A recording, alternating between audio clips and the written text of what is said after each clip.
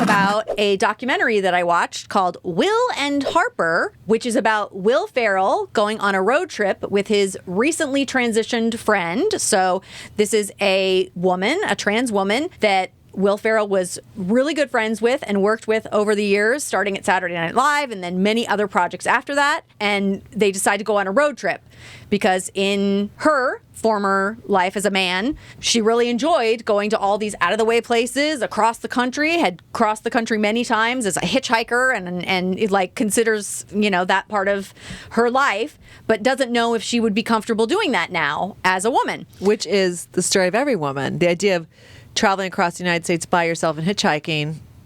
Well, a lot of women would not feel safe doing that. Especially if you were really a fan of dive bars and truck stops and being out on your own alone. And how would people in other states, because she now lives in New York, and, you know, there's this whole middle of the country where she's not sure how she's going to be received. Okay. And having someone as recognizable and beloved as Will Ferrell along for the ride is a cushion and bubble. And sometimes she specifically tries to not have him go into places with her so that she can push herself to try and be more comfortable. Because the coming out process is very difficult. This documentary was so moving and beautiful and such an affirming thing of life. You hate to think that people are having such struggles, that this woman was not able to transition until mid-50s, almost 60. And to know that there was so much turmoil and pain and suicidal thoughts, you're like, oh no, oh gosh. Really moving, really and especially for someone that worked in entertainment in New York, a liberal or progressive city that should have been accepting. But it doesn't matter. It's still your own journey.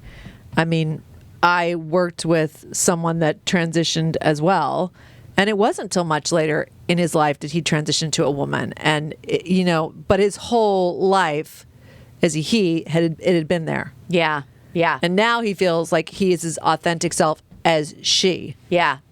It's really interesting to watch this journey because they really are great friends and hadn't spent a lot of time together. And so they're on this like multi-week road trip. I think it's like 2 weeks or something like that. The documentary itself is really well shot and beautifully done. And they together as an example of friendship is so fantastic. And just Will Ferrell trying to be there for her and trying to figure out like, how can I help you with this? What does this mean?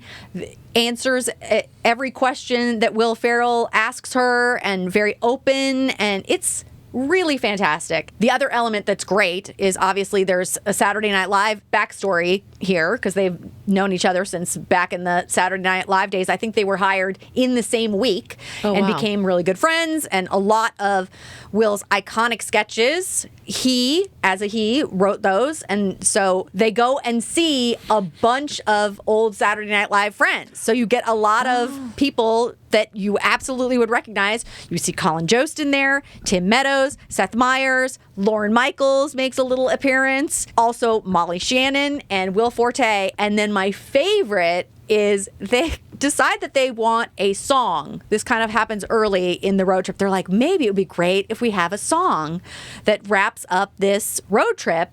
So they decide to call Kristen Wiig and request that she write a song. And they give her like the most ridiculous list of things that it should involve. It should be jazzy, but also folky, but also make you cry, but also make you laugh. I mean, it was... Did she get Fred Armisen's help? They also thought maybe Fred Armisen could do it, but then they did land on Kristen Wiig. So she got the assignment. But they did kind of go through like, who are the most musical of the people from Saturday Night Live and could write a funny but also make you cry song. Weirdly, he didn't have crossover with the most musical, Adam Sandler. Oh, interesting point.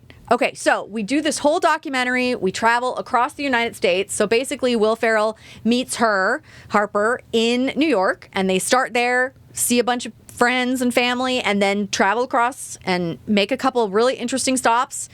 Some of it goes very well, and some of it is really difficult and a little bit heart-wrenching. I definitely cried at some points because it's just hard, when people are not accepting. And also it's hard to watch because you're like, God, why? What does it matter to you? How is this affecting you at all? Why do you have to like go on social media and be a jerk? Like, why? Anyway, so they get all the way across and they're wrapping it up and they're in, California, and they've been calling and leaving messages for Kristen Wiig. They haven't got her back on the phone. And they're like, okay, well, no pressure, but if you could get us something in the next 8 to 2 minutes, that would be amazing. So the whole thing ends, and you're like, oh, I guess we're not getting that song. Okay. And it very sweet, like just them on the beach and, really rebonded as friends, and it's fantastic. Really uplifting.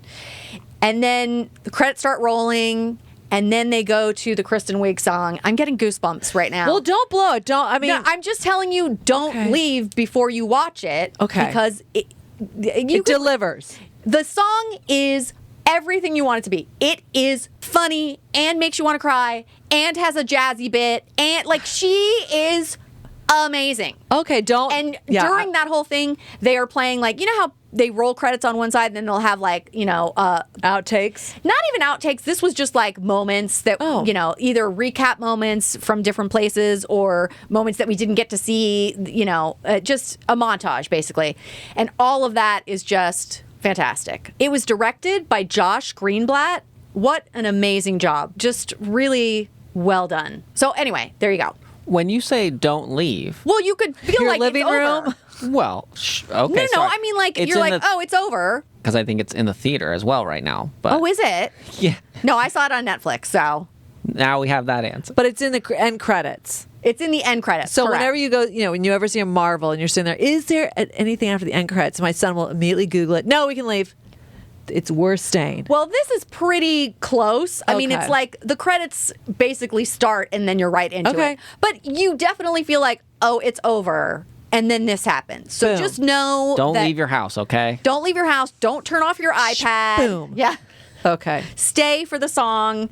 It is fantastic. All right. So, yes, that is Will and Harper on Netflix. Also in theaters. Great.